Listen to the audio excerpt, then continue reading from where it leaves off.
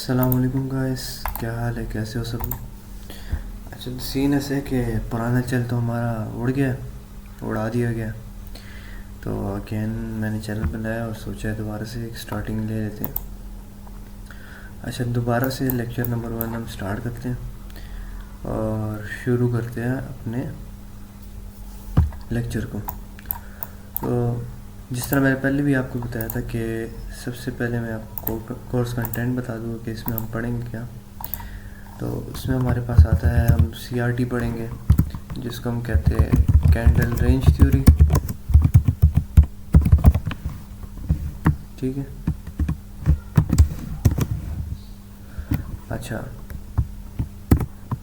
उसके बाद हम पढ़ेंगे MSNR, मलेशियन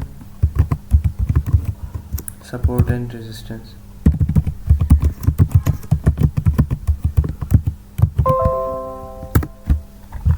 अच्छा, ये हो गया। साथ में हम फिबोनाची का यूज़ करेंगे। अबे अल्लाह के बंदे, इधर फिबोनाची का यूज़ करेंगे।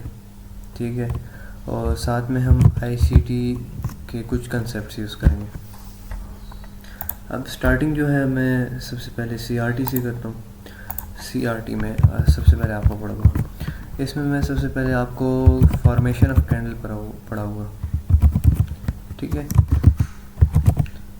कि एक कैंडल कैसे फॉर्म होती है।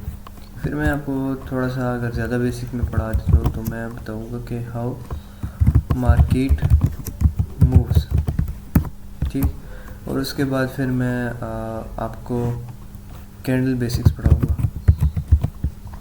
कैंडल बेसिक्स जिसमें ओपनिंग,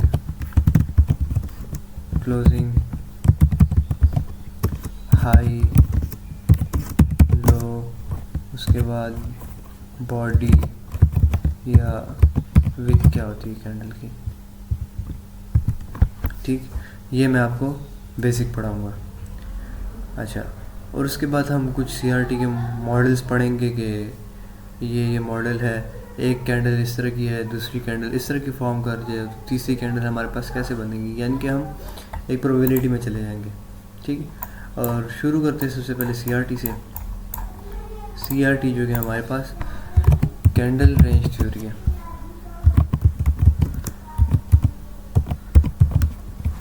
अच्छा, इसमें सबसे पहले मैं आपको बताता हूँ कि हाउ मार्केट मूव्स। मान के चलते हैं कि हमारे पास ये कोई एक आइटम है। ठीक है, कोई भी आइटम है और इसकी कुछ एक स्पेसिफिक प्राइस है। ठीक, कुछ स्पेसिफिक इसकी प्राइस है। अब जिन्होंने इकोनॉमिक्स वगैरह पढ़ी है वो तो सप्लाई एंड डिमांड को अच्छी तरह समझते हैं कि जब किसी चीज़ की सप्लाई ज़्यादा होती है और डिमांड कम होती है तो उस चीज़ की प्राइस पे क्या इफ़ेक्ट पड़ता है, या जिस चीज़ की सप्लाई कम होती है, डिमांड ज़्यादा होती है, उस चीज़ की सप्लाई पे क्या इफ़ेक्ट पड़ता है, या सप्लाई भी ज़्यादा हो, डिमांड भी कम हो और फिर क्या फ़र्क पड़ता है। और दूसरा ये कि सप्लाई भी कम हो, डिमांड भी कम हो, फिर क्या फ़र्क पड़ता है। अब बेसिकली ट्रेडिंग में आपने करना क्या होता है कि आपके पास एक ऑब्जेक्ट है और उसकी कोई कीमत है। लेट सपोज मैं यहाँ पर उसको कह देता हूँ कि उसकी कीमत है $100 है।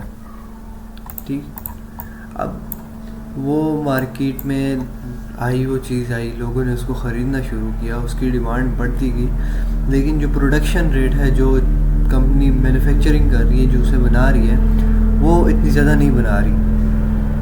तो इससे फ़र्क क्या पड़ेगा, इससे आपका ये फ़र्क पड़ेगा कि आपकी प्राइस में इंक्रीज़ देखा जाएगा। वो इंक्रीज़ क्यों देखा जाएगा कि डिमांड चीज़ की ज़्यादा हो रही है, लोग वो चीज़ ज़्यादा पसंद कर रहे हैं, यूज़ ज़्यादा कर रहे हैं, लेकिन प्रोडक्शन उतनी ही है। तो उससे क्या होगा कि आपकी जो प्राइस है वो बढ़ेगी। ठीक है, वो बढ़ेगी, प्लस में जाएगी, उसमें इजाफा होगा। सेम इसी तरह अगर उसकी प्राइस को उसकी डिमांड जो सी है वो बढ़ती है और साथ में हम प्रोडक्शन भी बढ़ा देते हैं, तो ये होगा कि प्राइस जो सी होगी वो तकरीबन स्टेबल ही रहेगी। स्टेबल क्यों रहेगी? क्योंकि हम मार्केट में डिमांड को साथ लेकर चल रहे हैं।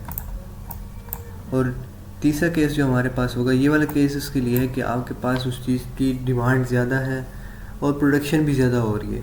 जिस हिसाब से लोग मांग रहे हैं उस हिसाब से प्रोडक्शन भी हो रही है। तो इससे हमारे पास ये होगा कि मार्केट बराबर रहेगी, और साथ में ये हो रहा है कि अगर डिमांड भी कम हो रही है और प्रोडक्शन रेट भी कम है तो तब भी हमारे पास मार्केट तकरीबन स्टेबल रहती है। फिर उसके बाद हमारे पास जो एक और सिनेरियो आता है उसमें ये होता है कि मार्केट में हमारे पास डिमांड कम है और प्रोडक्शन रेट ज़्यादा है। ठीक है, मतलब कि एक चीज़ इतना लोग पसंद नहीं कर रहे लेकिन वो मार्केट में बनाई जा रहे हैं। ठीक है, तो उससे क्या होगा कि हमारे पास मार्केट में जो प्राइस होगी वो नीचे की साइड आएगी। ठीक है, और इस केस में हमारे पास प्राइस ने ऊपर जाना था और इसमें बराबर रहेगी, इसमें मार्केट प्राइस बराबर रहेगी, तकरीबन सेम बिहेव करेगी। तो आपकी मार्केट जो है सेम इसी तरह वर्क करती है। ठीक है, अब इससे ज़्यादा मज़ीद डिटेल में जाऊँगा तो वैसे ही लेक्चर ही लंबा होना है, इतना कोई ख़ास नहीं है, सिर्फ बस बेसिक अंडरस्टैंडिंग होनी चाहिए थी, इसलिए मैंने आपको बता दिया। अच्छा, अब हमारे पास जो है कि कैंडल एक कैसे बनती है। अब फॉर एग्ज़ाम्पल चलते हैं दूसरे टॉपिक पे, हाउ अ कैंडल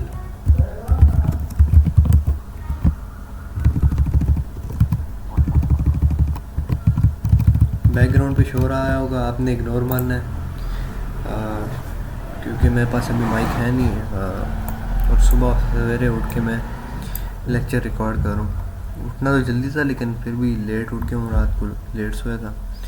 अच्छा, अब फॉर एग्ज़ाम्पल चार्ट्स वगैरह आपने ग्राफ चार्ट पढ़ा होगा।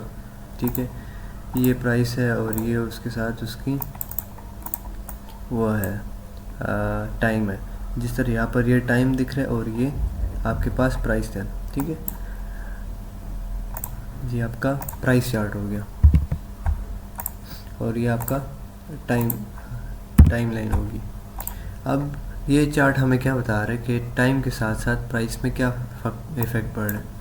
अब वही एग्जांपल लेते हैं कि जो हमारे पास यहाँ पर इनिशियल प्राइस थी, ठीक है, वो $100 थी।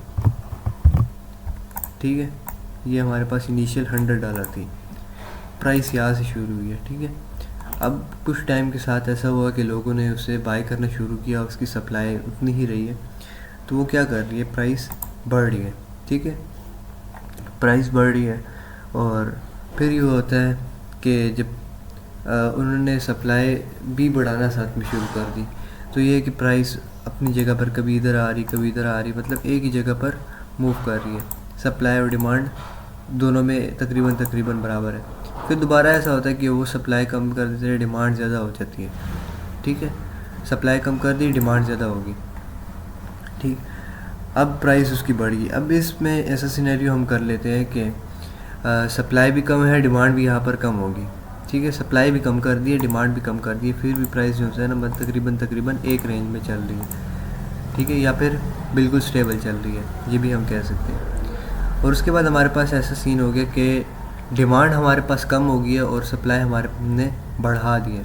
ठीक है, तो प्राइस क्या कर रही है, उस चीज़ की प्राइस नीचे गिर रही है। ठीक है, नीचे गिर रही है। और फिर एक ऐसा हो गया कि हमने सप्लाई बहुत ही ज़्यादा कर दी है और डिमांड बिल्कुल ही कम है, तो प्राइस बिल्कुल नीचे चलेगी। अब हमारे पास इस लेग में क्या हो रहा है, इस लेग में ये है कि हमारे पास डिमांड ज़्यादा है, सप्लाई कम है। ठीक है, और प्राइस ऊपर जा रही है। और इस लेग में क्या हो रहा है कि हमारे पास डिमांड ज़्यादा है, सप्लाई भी ज़्यादा है, सप्लाई और डिमांड दोनों को हम बराबर लेके चल रहे हैं। यानी कि इस प्राइस की एवरेज निकाली जाए तो कुछ इस तरह करके आएगी ना, यानी कि बराबर चल रही है तकरीबन। उसके बाद दोबारा ये हो रहा है कि हमारे पास डिमांड ज़्यादा है, सप्लाई कम है, प्राइस ऊपर की। ठीक है, प्राइस ने मूव दिया। उसके बाद ये कि सप्लाई और डिमांड दोनों एक दूसरे के बराबर हो गए, तो कुछ इस तरह करके मूव है। फिर हमने यूँ किया कि हमारे पास सप्लाई बहुत ज़्यादा होना होगी शुरू होगी और डिमांड कम होगी, ठीक है।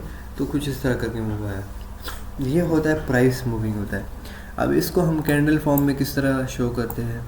अब एक कैंडल जो है सेम इसी की रिप्रेजेंटेशन अगर मैं बना लेता हूँ या कुछ इस तरह करके मैं बना लेता हूँ कि फॉर एग्जांपल ये एक प्राइस थी, उसकी सप्लाई बहुत ज़्यादा हो गई थी और डिमांड कम थी, तो इस पॉइंट में यहाँ से लोगों ने उसको ख़रीदना शुरू किया, यानी डिमांड ज़्यादा होगी, सप्लाई उतनी ही रही और यहाँ पर चले गए। और यहाँ पर फिर उसके बाद हमारे पास प्राइस जो सी थी वो क्या नाम है, दोबारा से उसकी सप्लाई ज़्यादा होने शुरू होगी, डिमांड कम होगी, तो कुछ यहाँ पर आके रुक गई प्राइस, ठीक है। अब इस चीज़ की जो हम कैंडल बनाएंगे वो कैसे बनाएंगे, ठीक है। अब मैं आपको थोड़ा सा बता दूं कि जो हमारे पास हमने प्राइस शुरू की थी वो ये था, ठीक है, ये लेवल था, यानी कि यहाँ से हमारे पास ओपनिंग थी प्राइस की, ठीक है, यहाँ पर ओपनिंग थी प्राइस की। और उस प्राइस ने क्या एक जो बेसिकली एक लो बनाया, कहाँ तक, नीचे से ज़्यादा नीचे जो गई है वो यहाँ तक गई थी, ठीक है, यानी कि ये उसने एक लो बनाया है, ठीक। और उसके बाद प्राइस हमारी जो सी है ज़्यादा से ज़्यादा जो ऊपर गई है वो यहाँ तक गई है, यानी कि ये इसका एक हाई था, ठीक है, हाईएस्ट प्राइस थी, ये उसका एक हाई था। और उसके बाद ये उसका उसने क्या किया कि प्राइस यहाँ पर आके रुक गई, यानी यहाँ पर आके प्राइस क्लोज़ हो गई है, मार्केट क्लोज़ हो गई है जो भी है, ठीक है, ये क्लोजिंग प्राइस है। अब इस चीज़ को अगर हम कैंडल में रखें, ठीक है, तो सेम इसी ओपनिंग लेवल को मैं लेता हूँ, ओपनिंग लेवल को लेके चलता हूँ, ये यहाँ से मार्केट ओपन हुई, ठीक है, ये कैंडल फॉर्मेशन है, ठीक है। अब वो वही सप्लाई ज़्यादा थी, डिमांड कम थी, तो उसने एक लो बना लिया, ठीक है, यहाँ पर। अब यहाँ से लोगों ने इसको दोबारा ख़रीदना शुरू किया, डिमांड ज़्यादा हुई, सप्लाई उतनी ही रही, तो उसने एक हाई बना दिया, ठीक है, एक हाई तक चली गई। अब उसके बाद जो सा है एक क्लोजिंग लेवल, मतलब कि उसने जो क्लोजिंग लेवल बनाया है, जो क्लोजिंग दी है जब सप्लाई ज़्यादा होने के बाद और डिमांड कम होने के बाद, वो ये लेवल था, ठीक है। तो इस तरह करके उसने एक क्लोजिंग लेवल बना दिया। अब जो हमारे पास ये जो चीज़ है, ये जो बॉक्स बना है हमारे पास, ये एक कैंडल की बॉडी कहलाई जाती है, ठीक है। और उसने जो हाई बनाया था वहाँ से लेकर उसने जो लो बनाया था वहाँ तक एक हम क्या कहते हैं, वर्टिकल है या हॉरिजॉन्टल, जो सीधी लाइन है, ये हमारे पास बताती है कि विक्स है, इसको हम विक्स कहते हैं। ये हमें क्या बताती है कि प्राइस मैक्सिमम कहाँ तक गई थी। अब देखा जाए कि प्राइस मैक्सिमम यहाँ तक गई थी, इस हाई तक गई थी, तो यानी कि जो कैंडल का हाई होगा वो ये होगा, ठीक है। अब जो हमारे पास ये वाली विक है वो बताती है कि मैक्सिमम प्राइस यहाँ तक गई थी, ये इसका लो होगा, ठीक है। यानी सेम वही डाटा होगा लेकिन आपको एक कैंडल की फॉर्म में मिलेगा। और प्राइस ओपन कहाँ से हुई थी, वो इस लेवल से हुई थी, ये देखो दोनों एक दूसरे के बराबर है, तो ये हमारे पास ओपन लेवल होगा, ठीक है, यहाँ से प्राइस ओपन हुई है। और ये हमारे पास क्लोजिंग लेवल है, ये देखो बिल्कुल बराबर है इसके, और ये हमारे पास यहाँ पर प्राइस आके बंद हुई थी, तो ये हमारे पास क्लोजिंग लेवल है, ठीक है। इसमें अगर मैं लिख देता हूँ तो शायद ज़्यादा अच्छा रहेगा। ये हाई है, ये हमारा पास लो है, और ये हमारे पास ओपन लेवल है, ठीक। ये हमारे पास 4 लेवल निकले। अब मैं इसको डिलीट कर देता हूँ, सेम दूसरी चीज़ के लिए, फॉर एग्जांपल मैं कैंडल बनाता हूँ। अब ये हमारे पास इसका ओपनिंग लेवल था। एक तो बाइक भी ऐसे टाइम पे आ जाते हैं कि बंदा रिकॉर्ड कर रहे होते हैं, सुबह सवेरे उठो ताकि शोर ना हो, ठीक है। ये हमारा ओपनिंग लेवल था और मैक्सिमम प्राइस जो गई है वो यहाँ तक गई है, ठीक है, यहाँ तक। ये उसने हाई बनाया और जो सबसे नीचे गई है, जो प्राइस सबसे कम रही है, वो यहाँ तक रही है, यानी कि ये इसका लो हो गया। अब कैंडल हम किस तरह बनाएंगे, और साथ में यहाँ पर क्लोजिंग भी दे दी है, ठीक है, यहाँ पर क्लोजिंग भी दे दी है।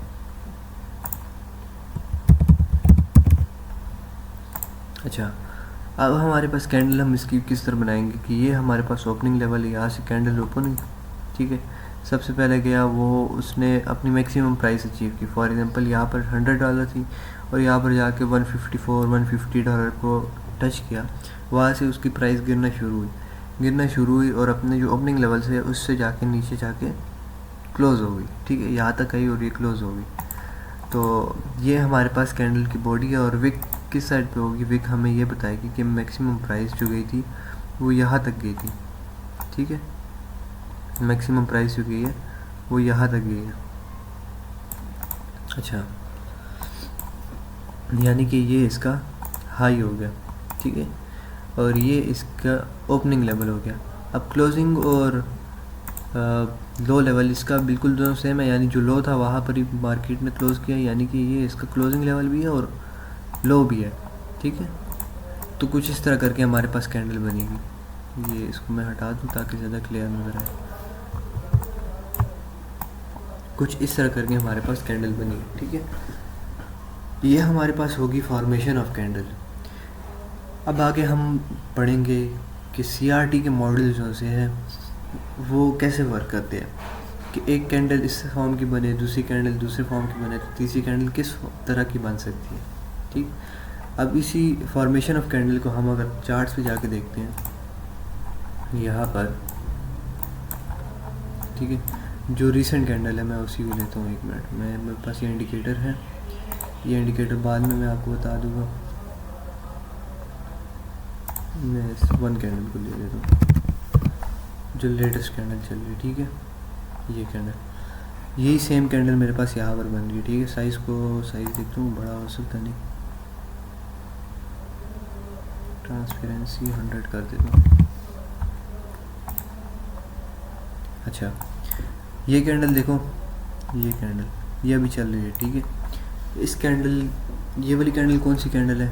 जो हमारी ये वाली लेटेस्ट कैंडल है। ठीक है, ये वाली हमारी जो लेटेस्ट कैंडल है, यही वाली कैंडल ये कैंडल है। ठीक है, अब हम देखते हैं कि ये फॉर्म कैसे हुई है। यानी कि अभी ये बेयरिश चल रही है। ठीक है, इधर हो जा, पूरी सेटिंग से मेरे ख्याल से मेरे को करना पड़ेगा इसको करीब, इसको मैं 10 कर देता हूँ। ये अभी छोड़ो, ये चीज़ें शायद अभी आपको समझ ना आ रही हो, 10 से भी नहीं हुआ इधर। इसको मैं कर देता हूँ 1 ही कर देता हूँ ताकि करीब ही रहे। ठीक है, अब हम ड्रा कर सकते हैं। अच्छा, अब ये कैंडल जो सी है यहाँ से ओपन हुई थी, ये इस एरिया से। ठीक है, ये ओपनिंग लेवल है। ठीक है, अभी चल रही है लाइव, क्लोजिंग नहीं हुई। ये उसने हाई बनाया हुआ है अभी तक का। ठीक, और ये उसने लो बनाया, क्लोजिंग अभी नहीं थी, क्लोजिंग को भी हम नहीं पढ़ेंगे। तो मैं चल देता हूँ, मतलब ये डेली कैंडल है, यानी कि एक दिन में एक कैंडल ये वाली बन रही है। अब मैं 4 आवर पे शिफ्ट होगा तो जो लेटेस्ट कैंडल होगी वो एक कैंडल 4 आवर में होगी। 1 मिनट, ये यहाँ से मैं डेली का ही प्ले कर लेता हूँ। ये मैंने 1 आवर का लगाया हुआ है, ये 1 डे। ठीक है, अब जो लेटेस्ट कैंडल है ये 4 घंटे में एक कैंडल बनेगी। ये एक कैंडल 4 घंटे में बनी, ये एक कैंडल 4 घंटे में बनी, ये 1 आवर पे आ गया। अब ये एक कैंडल जो थी ये 1 घंटे में बनी, ये एक कैंडल 1 घंटे में बनी। ठीक है, इस तरह का सीन है। अच्छा, अब मान के चलते हैं अभी कब ओपन हुई थी, मैं उसको मार्क कर लेता हूँ। ये कैंडल अभी रिसेंटली ओपन हुई है, इतना टाइम नहीं होगा। 1 आवर पे आ जाता हूँ। ठीक है, अब 1 आवर पे आ जाते हैं कि इस कैंडल से हमारा डे ओपन हुआ है। ठीक है, यहाँ से हमारा न्यू डे शुरू हुआ है। जो ये न्यू कैंडल हुई है वो यहाँ से शुरू हुई है। अब इस कैंडल ने क्या किया है कि अभी तक का जो इसने हाई बनाया हुआ है वो ये है। ठीक है, देखो उस कैंडल का बिल्कुल बराबर है, और अभी तक का जो लोएस्ट प्राइस की है वो ये गई है। ठीक है, मैं अगर लाइन चार्ट में जाऊँ तो मेरे पास कुछ इस तरह करके दिख रहा है। इसमें विक्स इंक्लूडेड नहीं होती, इसमें सिर्फ प्राइस आपकी क्लोजिंग ओपनिंग बताती है। ठीक है, इसमें विक्स इंक्लूडेड नहीं होती। अब जो मेरे पास मैक्सिमम प्राइस की है वो यहाँ तक की है। अभी जो चल रही है, और सॉरी ओपनिंग लेवल मैंने नहीं बताया, ये यहाँ से हमारी प्राइस ओपन हुई थी। ठीक है, यहाँ से ये ओपनिंग लेवल है, और फॉर एग्जांपल मान के चलते हैं प्राइस जो है इधर ही क्लोज हो जाती है। ठीक है, मैं एक काम कर देता हूँ, रिप्ले मोड लगा के, अबे नहीं मेरा रिप्ले में एक और डाटा सेव वो उड़ जाएगा। चलो खैर है, मान के चलते हैं अब यहाँ पर ये क्यों हो गया, ठीक है वो रिसेंट कैंडल मेरे ख्याल से डिस्प्ले नहीं कर रहा। अच्छा मान के चलते हैं कि चार्ट ये रुका हुआ है, प्राइस ने इधर क्लोजिंग दे दी, ठीक है। तो हमारे पास जो कैंडल बनेगी कुछ इस तरह की कैंडल बनेगी। मैं यहाँ पर बना देता हूँ कि ये उसका ओपनिंग लेवल था, ये उसका क्लोजिंग लेवल है, और ये उसकी विक है हाई बता रही है, और ये उसकी विक है जो उसका लो बता रही है, ठीक। तो कैंडल जो आपकी बनेगी कुछ इस तरह करके बनेगी। अब देखो प्राइस मूव हो रही है, साथ में ये क्लोजिंग लेवल जो है वो भी अप डाउन हो रहा है, ठीक है। तो ये जहाँ पर प्राइस रुक जाएगी एक दिन की, आज जो डेली कैंडल है जो जहाँ पर प्राइस रुक जाएगी, तो वहाँ पर भी आपके पास बॉडी उस टाइप की दिखने हो जाएगी, ठीक है। अब मान के हम यूँ चले थे कि यहाँ पर ही क्लोजिंग हो रही है, तो डेली पे आपके पास जो कैंडल बनेगी वो इस तरह करके कुछ कैंडल बनेगी, ठीक है। अच्छा ये हमारे पास हो गई थी फॉर्मेशन ऑफ कैंडल, हमने कैंडल किस तरह बनती है उसको हमने पढ़ा, ठीक है। अगर इसको मैं मज़ीद लेके जाऊँ, छोटा लेके जाऊँ, 5 मिनट के टाइम फ्रेम पे ले जाऊँ, तो यानी हमारे पास बहुत सारी कैंडल्स बन जाएगी, ठीक है। 1 आवर पर सॉरी 1 डे पर इस तरह कैंडल है, और 5 आवर पे कुछ इस तरह का डाटा हमें मिलेगा। यहाँ से प्राइस ओपन है, ये वो हाईएस्ट प्राइस की है, ये लोवेस्ट प्राइस की है, ये यहाँ पर अभी जा रही है, ठीक है। अब इससे भी छोटे टाइम फ्रेम पे अगर जाके देखा जाए, तो जितना छोटे टाइम फ्रेम पे जाके देखोगे उतनी ज़्यादा आपके पास कैंडल्स बनेंगी, ठीक है। मतलब कि ये हाईएस्ट प्राइस थी, ये लोवेस्ट प्राइस थी, और यहाँ से अब ये ओपनिंग प्राइस थी, और यहाँ पर आके प्राइस रुकी हुई है, अभी चल रही है। तो कहने का मतलब ये है कि एक कैंडल फ्रैक्टल नेचर पे बेस करती है कि छोटी छोटी कैंडल से मिलकर एक बड़ी कैंडल बनती है। आपने जब भी एनालिसिस करने होगा ना, आपने बड़े टाइम फ्रेम को साथ लेके चलना होता है, छोटे टाइम फ्रेम को साथ लेके चलना होता है। दोनों टाइम फ्रेम को जब आप साथ लेकर चलोगे तो आपकी डायरेक्शन क्लियर होगी, आपके जो डाउट्स होंगे वो ख़त्म होंगे, ठीक। मैं वापस फॉर एग्जाम्पल 1 आवर पे आ जाता हूँ, ठीक। अच्छा आगे अभी हम मॉडल्स पढ़ते हैं। अभी मैं इसको ये इंडिकेटर को हाइड कर देता हूँ, इसको डिलीट कर देता हूँ, ठीक। अच्छा मॉडल्स पढ़ते हैं। एक कैंडल किस तरह की हो तो दूसरी कैंडल किस तरह की बन सकती है। फॉर एग्जांपल ये एक कैंडल है, बेरिश कैंडल है,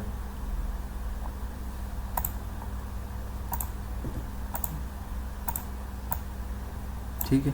ये एक बेरिश कैंडल है, ये उस कैंडल का हाई है, ये उस कैंडल का लो है, ठीक है। यानी ये लो रहा, ठीक, और ये उसका हमारे पास क्लोजिंग लेवल है।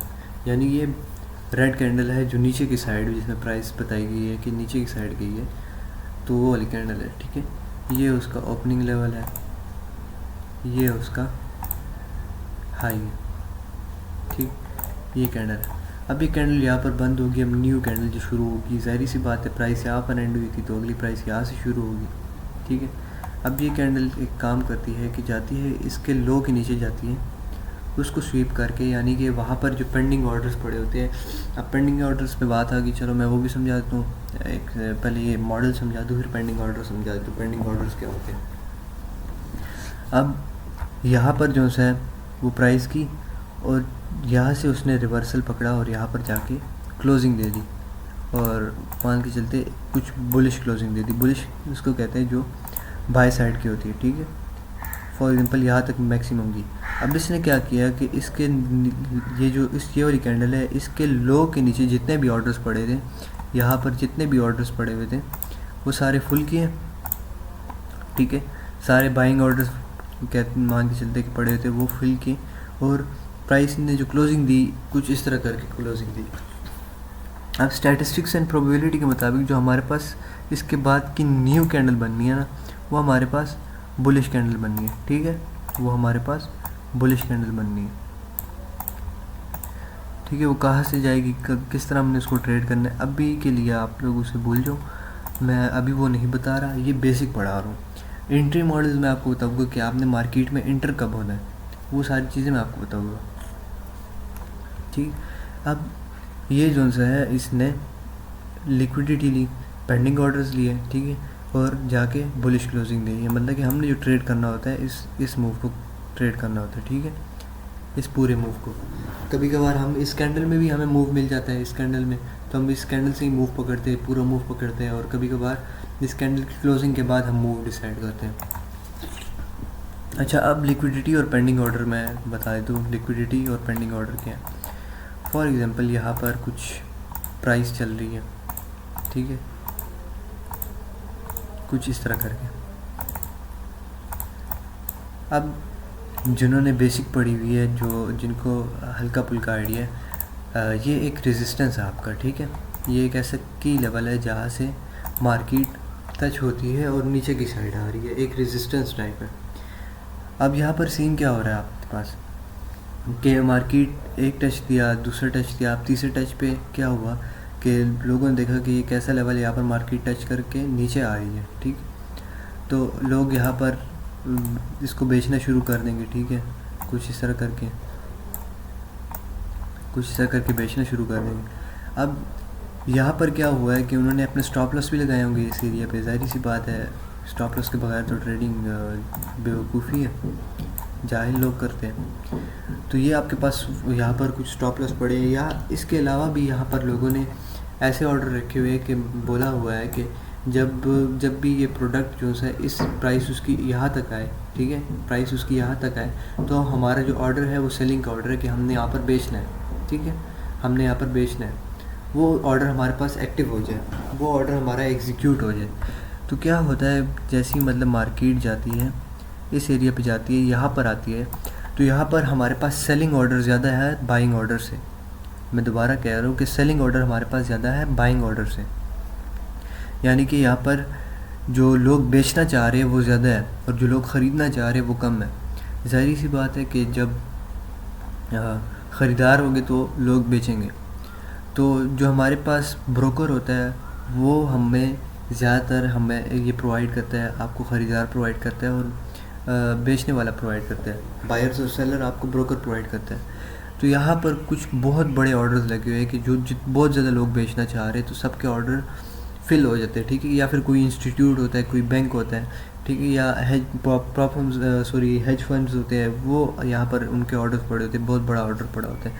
तो इस एरिया से जो है मार्केट रिवर्सल पकड़ लेती है, ठीक है, मार्केट की प्राइस नीचे चली जाती है, यानी कि यहाँ पर जो है डिमांड कम हो जाती है। लोग जब बेच रहे हैं चीज़ों को तो डिमांड कम हो रही है, जब डिमांड कम हो रही है, सप्लाई उतनी है, तो वो गिरेगा, ठीक है, उसकी प्राइस गिरेगी।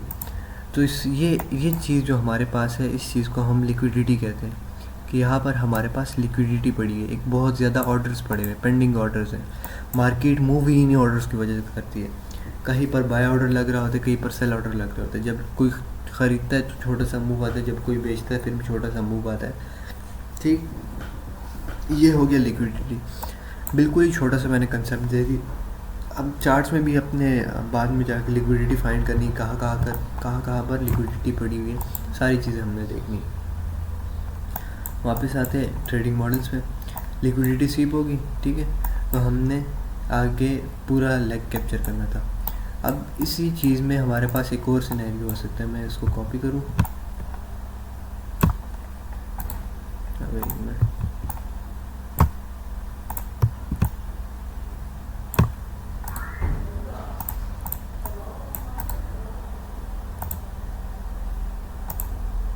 ठीक है, ये हमारे पास कंट्रोल Z और पेस्ट के यहाँ पर आ जाए, ठीक है, सेम वही चीज़ है, बस इसमें मैं थोड़ी सी डिफरेंसेस आपको बताऊँगा।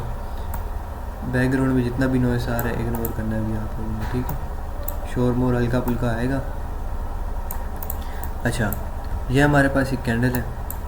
अब जो न्यू कैंडल है उसने क्या किया है कि यहाँ पर जितने भी ऑर्डर थे, इसके लो के नीचे जितने भी हमारे पास ऑर्डर थे वो फुल किए और क्लोजिंग यहाँ पर दे दी, ठीक है, क्लोजिंग यहाँ पर दे दी, क्लोजिंग उसने बेरिश दी है, यानी नीचे की साइड दी। उस मॉडल में तो हमने ये पढ़ा था कि जब क्लोजिंग बुलिश दे दे तो नेक्स्ट मूव बुलिश होगा। इस मॉडल में भी यही है कि हमारे पास जो नेक्स्ट मूव आएगा वो हमारे पास बुलिश मूव आएगा, ठीक है, जो नेक्स्ट हमारे पास मार्केट जिस डायरेक्शन में जानी है वो भी ऊपर की साइड जानी है, ठीक है। यानी कि उसके लो की लिक्विडिटी स्वीप करके उसके बाद क्लोजिंग उसने कहाँ पर दी है वो बता देता हूँ। जो इसकी बॉडी है और उसकी जो विक है उसमें दी है, यानी कि इनसाइड में इन शॉर्ट उसकी बॉडी की रेंज में दी है। बॉडी की रेंज कहाँ पर बन रही है कि पूरी बॉडी जो सी है वो कुछ यहाँ से यहाँ तक दे रही है, ये पूरी बॉडी की रेंज है। अब जिसने क्लोज़ की प्राइस वो इस रेंज के अंदर अंदर ही की है, ठीक है। तो हमारे पास नेक्स्ट मूव बुलिश आएगा। आपने ये नहीं करना कि कुछ इस तरह करके मूव दे दी तो उसको कैप्चर करना है, लेकिन तकरीबन उसके 50% से नीचे ही क्लोजिंग दे तो ज़्यादा बेहतर है, हाई प्रोबेबिलिटी हो जाती है, ठीक है। हमारे पास ये एक मॉडल हो गया बाय साइड का मूव कैप्चर करने के लिए। अब मैं एक ऐसा सिनेरियो आपके पास बता दूँ, ये इसको मैं कह देता हूँ कि ये बुलिश हमारे पास CRT है, ठीक है। ये बुलिश CRT है। अब इसी का अपोजिट देखते हैं, इसी का अपोजिट लेके चलते हैं। तो हमारे पास कुछ इस तरह की कैंडल बनी, ठीक है। ये हमारे पास एक कैंडल है, ये उसका हाई लो है, ये हमारे पास बुलिश कैंडल है, ठीक है। जो मैं ब्लैक कलर यूज़ कर रहा हूँ ये हमारे पास बुलिश कैंडल है, बाई साइड का मूव बताती है। अब ये उसका हाई है, ठीक है, ये उसका हाई है और ये उसका लो है और ये ओपनिंग है और ये क्लोजिंग है, ठीक है। मार्क करने की मेरे ख्याल से ज़रूरत नहीं है, अभी समझ आ जानी चाहिए। अब क्या हुआ है कि प्राइस ने यहाँ से ओपनिंग की और ये उसके बाई साइड की लिक्विडिटी यानी कि हाई के ऊपर के जितने भी पेंडिंग ऑर्डर्स थे वो फुल किए और क्लोजिंग आके नीचे दे दी, ठीक है, बेयरिश क्लोजिंग दे दी, ठीक है। अब ये जो विक हमारे पास रिप्रेजेंट करेगी कि प्राइस मैक्सिमम कहाँ तक गई, ठीक है, यहाँ तक गई थी। अब कुछ इस तरह करके हमारे पास उसने प्रेजेंटेशन दी है, उसकी लिक्विडिटी ली है, ठीक है। जो यहाँ पर जितने भी ऑर्डर्स पड़े हुए थे, पेंडिंग ऑर्डर्स पड़े हुए थे, वो सारे उसने फुल किए। अब स्टैटिस्टिक्स एंड प्रोबेबिलिटी के मुताबिक हमारे पास चांसेस है, मैं अगेन कह रहा हूँ कि चांसेस है, कंफर्म नहीं, चांसेस है कि हमारे पास जो नेक्स्ट कैंडल बनेगी वो बेयरिश कैंडल बनेगी, ठीक। कुछ इस तरह करके, एक मिनट,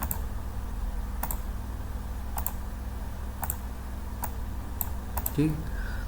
हमारे पास जो नेक्स्ट कैंडल बनेगी वो बेयरिश कैंडल बनेगी, ठीक। और इसी का अगर हम वो दूसरा सिनेरियो लेते हैं, इसको मैंने कॉपी किया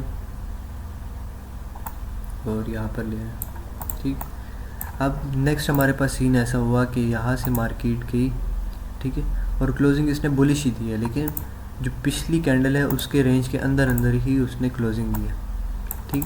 यानी कि इस कैंडल की रेंज के अंदर अंदर ही क्लोजिंग दी है। तो हमारे पास CRT अगेन कहती है कि हमारे पास जो नेक्स्ट कैंडल बनेगी वो बेयरिश बनेगी, ठीक है। चांसेस है कि वो बेयरिश बने, कंफर्म नहीं, चांसेस है कि वो बेयरिश बनेगी, ठीक। ये हमारे पास CRT का एक मॉडल हो गया। इसी को हम चार्ट में देखते हैं, चार्ट में अप्लाई करते हैं, ठीक है। तो कोई एग्जांपल हमारे पास बन रही हो तो हम उसको देखेंगे, ठीक है। अब ये देख लेते हैं, ये रिसेंट एक एग्जांपल मुझे मिल गई है बड़ी अच्छी सी स्टार्टिंग में। इस कैंडल ने क्या किया है, अच्छा एक मिनट, ये इसको छोड़ दो, इसने पूरी बॉडी कवर कर दी। चलो ये इनगल्फिंग भी हो गया, ये मैं बाद में पढ़ा दूँगी, इनगल्फिंग सेटअप भी पढ़ा दूँगी। अभी के लिए देखो उसके जो बाय साइड की लिक्विडिटी थी वो ली, क्लोजिंग इसने बेयरिश दे दी, लेकिन इसने रेंज में नहीं दी, ठीक है। इसको चलो अभी ये समझ नहीं आएगा आपको, शायद रेंज वाला देख लेते हैं।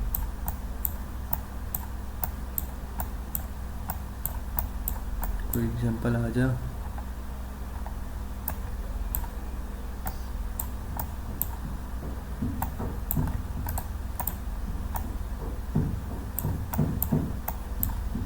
नहीं कोई अच्छी सी एग्जांपल नहीं मिल रही यार, ये क्या हो गया।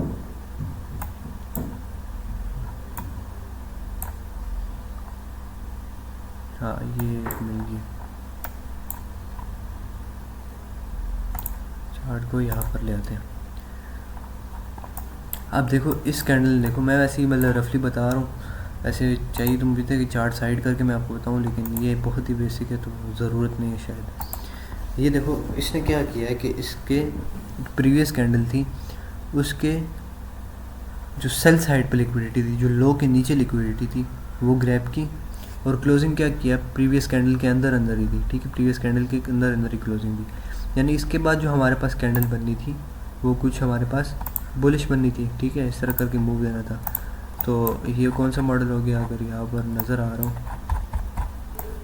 ये वाला, ठीक है, ये वाला मॉडल हो गया, ये किधर गया, ये वाला, ठीक है, ये वाला मॉडल हमारे पास हो गया। अच्छा, रीसेट किया, इधर आए दोबारा।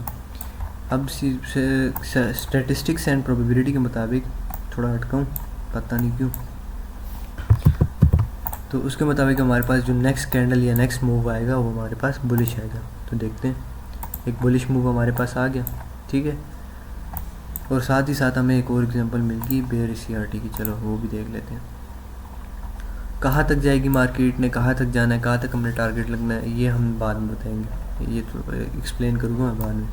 अब इस कैंडल ने क्या किया है कि इसके हाई की लिक्विडिटी ली, ठीक है, और क्लोजिंग उसने बेयरिश दे दी, तो इससे अगला मूव की अगली कैंडल जो हमारे पास आएगी वो हमारे पास बेयरिश आएगी, ठीक है। तो ये कुछ इस तरह करके हमारे पास ये बेयरिश मूव आ गया, ठीक है। कहाँ तक जाएगा वो सारी चीज़ें डिपेंड करती हैं। अच्छा, ये कौन सा मॉडल हो गया है, ये वाला मॉडल हो गया, ये वाला, ठीक है, एक ये मॉडल हो गया, एक ये मॉडल हो गया। बाकी दो मॉडल भी अगर देखते हैं मिल जाए तो ज़्यादा अच्छी बात है। तो शोर शुरू हुआ,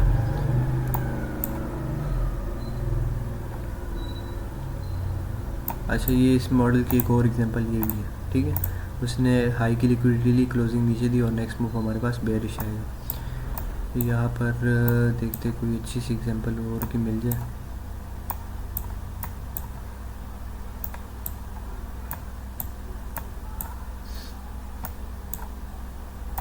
ये एक और इसकी एग्जांपल मिल गई, लो की लिक्विडिटी ली, क्लोजिंग रेंज में ही थी और अगला मूव बुलिश है।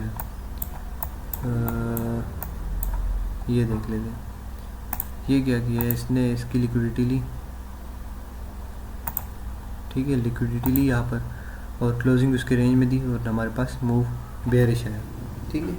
यानी कि हमारे पास जो प्रोबेबिलिटी कहती है कितने परसेंट चांसेस है, वो सारी चीज़ें यहाँ पर प्ले हो रही है, लेकिन कभी कभार नहीं होती, कभी कभार फेल भी होती है।